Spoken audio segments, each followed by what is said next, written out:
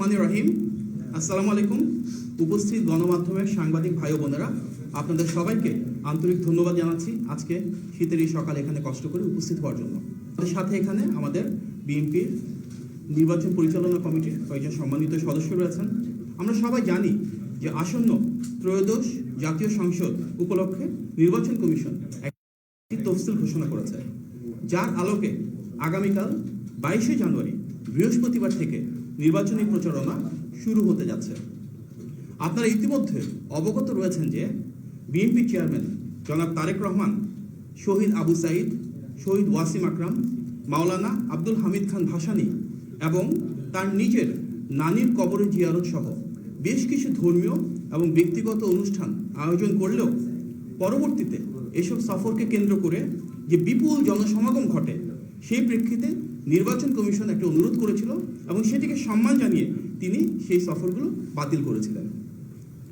ঘোষিত তফসিল মোতাবেক আগামীকাল নির্বাচনী প্রচারণা যেহেতু শুরু হতে যাচ্ছে, বিএনপি চেয়ারম্যান জনাব তারেক রহমান সেটি শুরু করতে যাচ্ছেন সিলেট সফরের মধ্য দিয়ে। তিনি আজ রাত 8:15 বিমান যোগে সিলেটে পৌঁছাবেন। গভীর রাতে হজরত শাহজালাল রহমতুল্লাহি আলাইহি মাজার জিয়ারত করবেন এবং আগামীকাল সকালে সিলেট আলিয়া মাদ্রাসা মাঠে নির্বাচনী সমাবেশে যোগদান করবেন। জনাব তারেক রহমান আগামীকাল দুপুরবেলা মৌলভীবাজার সদর উপজেলার শেরপুর আইনপুর খেলার মাঠে সমাবেশে যোগদান করবেন। যাত্রাপথে হবিগঞ্জ জেলার শায়েস্তাগঞ্জ উপজেলায় প্রস্তাবিত নতুন উপজেলা পরিষদ মাঠে সমাবেশে যোগ দিবেন। তারপর ব্রাহ্মণবাড়িয়া জেলার সরাইল উপজেলার কুট্টাপাড়া ফুটবল খেলার মাঠে নির্বাচনী সমাবেশে যোগ দিবেন এবং বিকালবেলা কিশোরগঞ্জ জেলার ভৈরব স্টেডিয়ামে নির্বাচনী সমাবেশে যোগদান করবেন।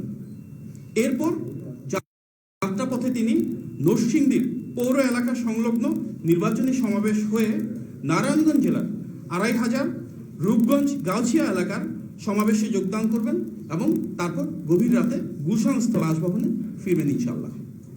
এই লক্ষ্যে ইতিমধ্যে আমরা সংশ্লিষ্ট প্রতিটি জেলার প্রশাসক তথা রিটার্নিং অফিসার, যার মাঝে রয়েছে সিলেট, সুনামগঞ্জ, মৌলভীবাজার, হবিগঞ্জ, ব্রাহ্মণবাড়িয়া, নরসিংদী, নারায়ণগঞ্জ এবং ঢাকার সংশ্লিষ্ট পুলিশ বিভাগ এবং অন্যান্য কর্তৃপক্ষকে চিঠি প্রদানের মাধ্যমে অবহিত করেছি।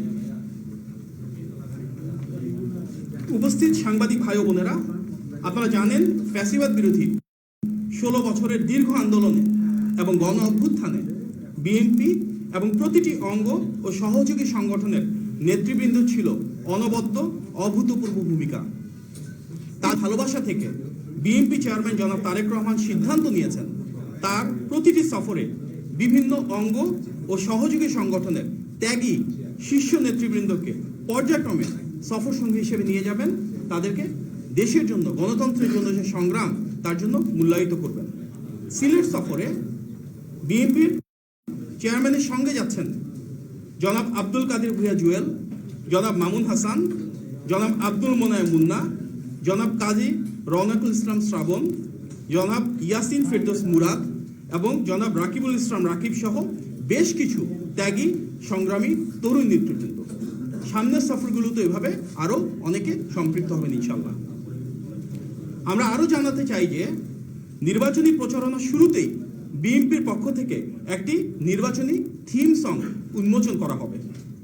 আজ রাত 12:01 অর্থাৎ 22শে জানুয়ারি নির্বাচনী প্রচারণা সূচনা লগ্নে ঢাকার লেকশোর হোটেলে থিম সংটি উদ্বোধন করবেন আমাদের কেন্দ্রীয় নির্বাচন পরিচালনা কমিটির সদস্য সচিব এবং বিএনপির সিনিয়র যুগ্ম মহাসচিব জনাব রুহুল কবির রিজভী এবং উপস্থিত থাকবেন কেন্দ্রীয় নির্বাচন পরিচালনা কমিটির প্রধান সমন্বয়ক জনাব ইসমাইল জবিউল্লাহ সহ নির্বাচন পরিচালনা কমিটির ও বিএনপির নেতৃবৃন্দ তথা বিভিন্ন শ্রেণী এবং পেশার মানুষ। আপনাদের সকলকেও সে অনুষ্ঠানে সদয় উপস্থিতির জন্য আমি অনুষ্ঠানের আয়োজকদের পক্ষ থেকে এবং আহ্বায়ক যুবকের পক্ষ থেকে আমন্ত্রণ জানাচ্ছি। উপস্থিত সাংবাদিক ভাই ও বোনেরা, 12ই ফেব্রুয়ারি আসন্ন জাতীয় সংসদ নির্বাচন বাংলাদেশের জন্য একটি অত্যন্ত গুরুত্বপূর্ণ অধ্যায়। আমরা বিশ্বাস করি ইতিবাচকভাবে একটি সুন্দর, সুষ্ঠু এবং গ্রহণযোগ্য নির্বাচনী প্রচারণায় গুরুত্ব দিয়ে প্রতিটি রাজনৈতিক দল সর্বোচ্চ সহনশীলতা ও সহাবস্থান নিশ্চিত করবে। সকল রাজনৈতিক দলের কাছে আমরা আহ্বান জানাই, নির্বাচনী আচরণবিধি পূর্ণাঙ্গ প্রতিপালনের মধ্য দিয়ে যেন বহুল আকাঙ্ক্ষিত নির্বাচনে জনগণের আকাঙ্ক্ষা এবং প্রত্যাশার প্রতিফলন ঘটে। আমাদের সম্মিলিত দায়িত্বশীলতা ও গণতান্ত্রিক চর্চার মাধ্যমেই এই নির্বাচন এক অনন্য দৃষ্টি স্থাপন করতে পারবে ইনশাল্লাহ। আপনাদের সবাইকে ধন্যবাদ। আসসালামু আলাইকুম। পরবর্তী সফরটা যদি বলতেন সিলেটের পরে আমাদের পর্যায়ক্রমে যে আসবে সামনে, তার আগে এভাবে আমরা প্রেস কনফারেন্সের মাধ্যমে প্রত্যেকটা সফরের ডিটেলের বিষয়ে ইনশাল্লাহ অবহিত করব। আমরা জানি পরবর্তীতে চট্টগ্রামে যাওয়ার একটা পরিকল্পনা রয়েছে, সেটি সিলেট থেকে আসার পর যথাসময়ে আমরা আবার আপনাদের সামনে সবিস্তার উপস্থাপন করব। এগুলো সমাবেশের মতন করে হবে। আমরা ইতিমধ্যে বলেছি যে সেখানে স্বাভাবিকভাবে প্রচুর উপস্থিতি থাকে। আমরা দেখেছি ইতিপূর্বে স্মৃতিসৌধে যাওয়ার সময়ও কোনো নির্ধারিত প্রস্তুতি ছিল না, কোনো জনসমাবেশ ছিল না, কোনো পথসভা ছিল না, কিন্তু বিপুল পরিমাণ জনসমাগম হয়েছে। সুতরাং এই সফরগুলোতেও হয়তো সাধারণ মানুষের দলের নেতাকর্মী অনেক আবেগ, আশা, আকাঙ্ক্ষা থাকবে, সেটিকে ঘিরে হয়তো ব্যাপক পরিমাণ জনসমাগম হবে। তারপর অবস্থা মাধবী, আপনারা যখন নির্বাচনের জন্য চেয়ারম্যান নানা জায়গায় যাবে, কিন্তু আমরা বিভিন্ন জায়গায় দেখছি যে একটি রাজনৈতিক দল, আপনাদের রাজনৈতিক পক্ষ, তারা নানান জায়গায় মানুষের পাশাপাশি যাচ্ছেন, বিকাশ নাম্বার নিচ্ছেন কিংবা নানান ধরনের তথ্য সংগ্রহ করছেন। বিএনপিকে এরকম তথ্য সংগ্রহ করছে কিনা? না, বিএনপি থেকে এই ধরনের কোনো তথ্য সংগ্রহ করা হচ্ছে না, এবং আমরা বিশ্বাস করি আমাদের গণ অভ্যুত্থানে যে আকাঙ্ক্ষা ছিল একটা গণতান্ত্রিক বাংলাদেশ, সেটি বিনির্মাণের জন্য নির্বাচনী আচরণ বিধি কিন্তু প্রত্যেককে মানতে হবে। বাসায় বাসায় গিয়ে ভোটার আইডি কার্ড সংগ্রহ করা, বিকাশের নাম্বার নেওয়া, এটি তো কোনোভাবেই কাম্য না। আমরা বলছি সাধারণ মানুষ যেন এগুলোর ব্যাপারে সজাগ থাকে, কারণ জনগণের অনেক আকাঙ্ক্ষা রয়েছে এবার ভোট দেওয়ার ক্ষেত্রে। সেখানে লেভেল প্লেইং ফিল্ড যেন নষ্ট না হয়। আমরা যদি দেখি নির্বাচনী আচরণবিধি লঙ্ঘন করে কেউ সংঘবদ্ধভাবে বিভিন্ন জায়গায় গিয়ে ব্যালট বাক্স নিয়ে, আমরা যেটা দেখলাম প্রবাসে, দেশের অনেক জায়গায় আইডি নিচ্ছেন, বিকাশ নাম্বার নিচ্ছেন, এগুলো অনাকাঙ্ক্ষিত। আমরা আমাদের দলের সব নেতাকর্মীকে আহ্বান জানাবো, আগামীকালকে থেকে যে প্রচারণা হয় সেখানে আমরা আমাদের ইতিবাচক রাজনীতিকে যেন ধারণ করে সাধারণ মানুষের কাছে ছুটে যাই, আমাদের পরিকল্পনাগুলো তুলে ধরি, এবং যে ধরনের অপপ্রচার রয়েছে সেটার বিরুদ্ধে যেন যা সত্য, যা সঠিক, সেটার পক্ষে অবস্থান নেই। এবং যারা এভাবে আইডি সংগ্রহ করছেন, যারা বিকাশ নাম্বার সংগ্রহ করছেন, এই নেতিবাচক রাজনৈতিক কৌশল থেকে যদি বেরিয়ে আসেন, আমরা তাদেরকে সে আহ্বান জানাবো। গতকালকে ঢাকা পনেরোতে একটা মূল সমস্যা ঘটনা হচ্ছিল, সেটি নিয়ে আপনারা কোনো ধরনের ইনভেস্টিগেশন করবেন কিনা? বলা হচ্ছে যে প্রতিপক্ষের উপর হামলা করা হয়েছে। এটা নিয়ে আমরা ইতিমধ্যে কথা বলেছি। ঢাকা 15-তে কি ঘটেছে এটা নিয়ে হয়তো পরবর্তীতে আরও ডিটেলে আমাদের জানানো হবে। যেটা হয়েছে সেটা অনাকাঙ্ক্ষিত। একই যে বিষয়টা আপনি সামনে এনআইডি কার্ড সংগ্রহ করা, ঢাকা 15-তে আমরা দেখেছি সেখানে যিনি আমাদের প্রার্থী রয়েছেন যদি বিকাশ নাম্বার সংগ্রহ করছেন, এটি অনাকাঙ্ক্ষিত। আমরা চাই একটা রোল মডেল ইলেকশন হোক সারা বাংলাদেশে, যেখানে প্রত্যেকটা রাজনৈতিক দল এবং সব প্রার্থী নির্বাচনী আচরণ বিধি মেনে সে অনুযায়ী কাজ করবেন। যখন আমরা দেখি যে মানুষের গোপন তথ্য বা ব্যক্তিগত তথ্য নেওয়া হচ্ছে, এটি তো নির্বাচনী আচরণবিধি সরাসরি লঙ্ঘন, সেটা কখনোই কাম্য নয়। নির্বাচন কমিশনের কোনো আপনারা বারবার আপনারা জানাচ্ছেন এই যে আপনারা কিন্তু তাদের পক্ষ থেকে এমন কোনো দৃশ্যমান মানে এই বিষয়গুলোতে নির্বাচন কমিশনে একটা সংঘর্ষের মতো হয়েছে। নির্বাচন কমিশনে আমরা আহ্বান জানিয়েছি ইতিমধ্যে, ওনারা এটা নিয়ে কাজ করবেন বলে কথা দিয়েছেন। দেখুন, আমরা তো চাই একটি অবাধ, সুষ্ঠু এবং গ্রহণযোগ্য নির্বাচন।